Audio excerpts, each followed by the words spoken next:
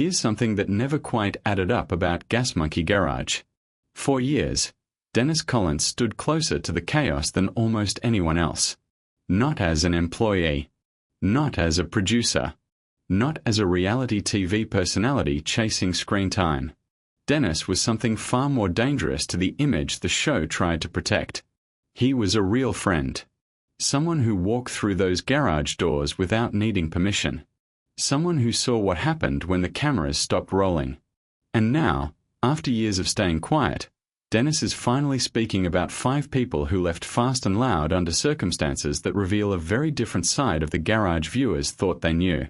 And once you hear the final name on that list, the entire story of Gas Monkey Garage starts to look completely different. Before getting into those departures, you need to understand why Dennis Collins's perspective matters so much. Dennis was never just another guy hanging around the shop. His friendship with Richard Rawlings goes back more than 20 years, long before television money or Discovery Channel fame entered the picture. They bonded over cars, risk-taking, and an obsession with pushing limits. Together, they even broke the legendary Cannonball Run record in a Ferrari 550 Maranello, driving from New York to Los Angeles in just under 32 hours. But Dennis built his own empire too. He founded Collins Brothers Jeep back in 1984 and turned it into one of the most respected Jeep restoration businesses in the country. He collected rare classics, built serious wealth, earned credibility far outside the TV world, which meant when Dennis walked into Gas Monkey Garage, people treated him differently. He wasn't there to impress anyone. He wasn't dependent on the show. He simply observed. And over the years, he started noticing something unsettling. Talented people kept arriving at the garage, and then leaving. Sometimes quietly, sometimes explosively, but always with the same feeling hanging in the air afterward. Something about that environment kept wearing people down. The first departure hit harder than any of the others. Because for many fans, Aaron Kaufman wasn't just part of Fast and Loud. He was the soul of it. Aaron never joined the garage to become famous. He was there because he could build almost anything with his hands. Self-taught, obsessive, brilliant in a way that can't really be trained. He had already become Gas Monkey's lead mechanic before the cameras ever showed up, simply because nobody else could do what he did at the same level. Dennis watched Aaron work for years and understood exactly how rare that kind of talent really was. Aaron wasn't replaceable. His instincts, creativity, and mechanical intelligence were woven into the entire operation. But over time, the show and the garage started pulling in different directions. Aaron wanted complex builds, big custom projects that needed patience and creativity. Fast and Loud needed speed, tight schedules, fast turnarounds. Cars built for television, not necessarily for craftsmanship. And those two visions slowly became impossible to balance. That tension kept building quietly beneath the surface. Which is why Richard Rawlings later admitting he was blindsided by Aaron's exit surprised so many people. But Dennis saw it coming long before the announcement. From his perspective, Aaron wasn't being difficult. He was simply refusing to sacrifice the kind of builder he had always been. When Aaron left in 2017 to launch ArcLight Fabrication and pursue his own projects, Dennis saw it as the first real warning sign. The show's success was starting to cost the garage something important. But what happened next was completely different. Less about conflict, more about survival. Christy Brimbury wasn't the face of Gas Monkey Garage. She wasn't the loudest personality in the room. But people inside that building knew how important she really was. She handled finances, operations, scheduling, and the daily madness that kept the entire place functioning. Without her, the chaos would have swallowed the garage alive.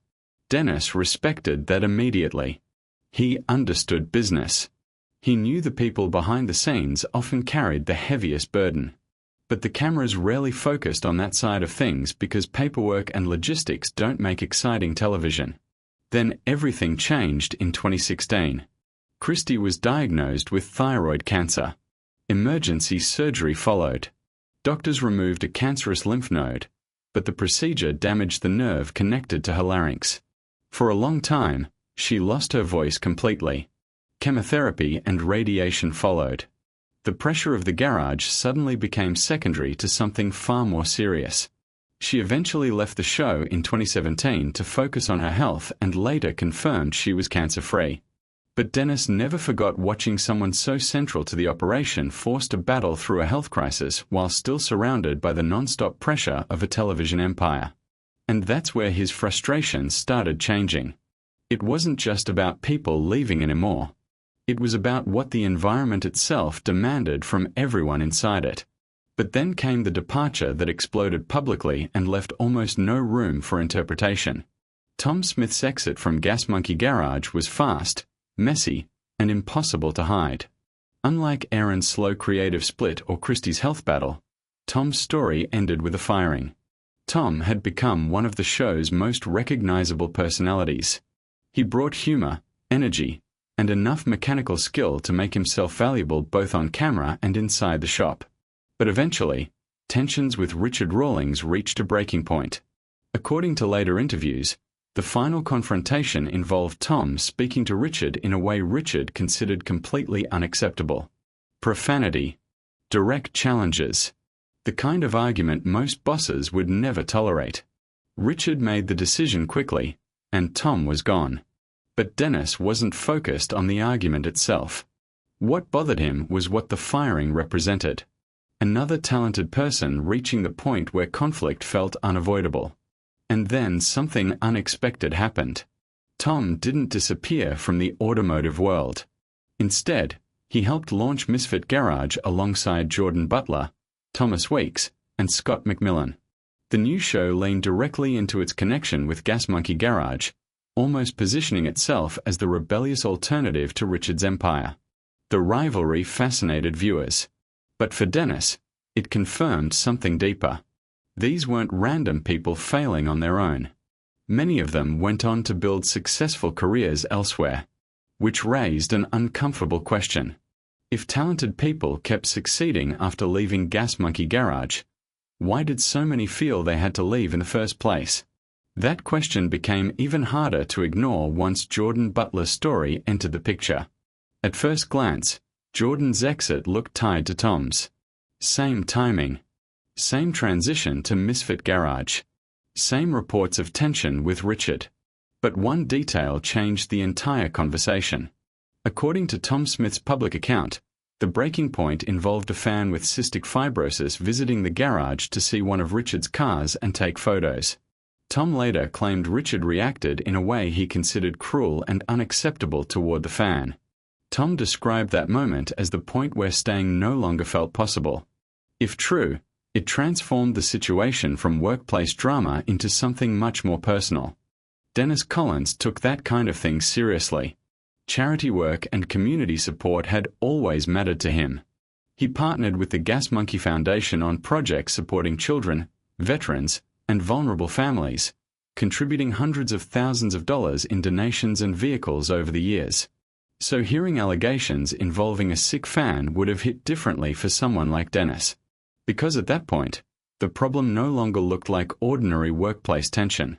It started looking like a deeper issue with the culture surrounding the garage itself. Jordan eventually rebuilt his career after leaving. Just like Aaron. Just like Tom. Which only strengthened the pattern Dennis kept seeing over and over again. And then there's the final name. The one Dennis believes should have warned everyone from the very beginning. Scott McMillan left Gas Monkey Garage after the very first season. Most viewers barely remember him now because the cast changed so quickly afterward. But Dennis never forgot what Scott's departure represented. Scott had been there at the start. Before the fame exploded. Before the garage became a television machine.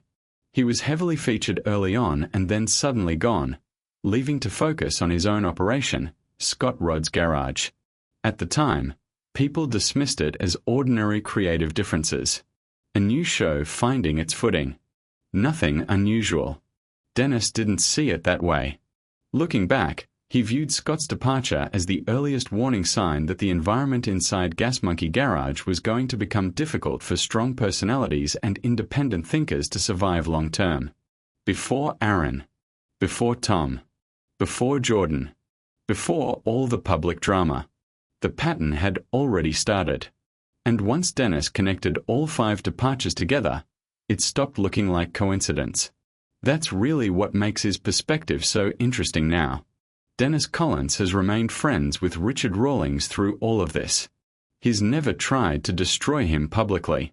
Never launched some revenge campaign. His frustration is more complicated than that. He saw a garage that created incredible television, built fortunes, made careers, produced some of the most entertaining automotive shows ever aired. But he also watched talented people burn out, walk away, or get pushed to their limit inside the process. Something was gained every season, but something was lost too. And Dennis never stopped noticing the cost. So if 5 different departures all point back to the same recurring pressures, was the problem really the people leaving? Or was it the environment they were trying to survive inside? And if Richard Rawlings' closest friend is only now beginning to openly talk about what he witnessed behind those garage walls, what else from the Fast and Loud era still hasn't been fully told?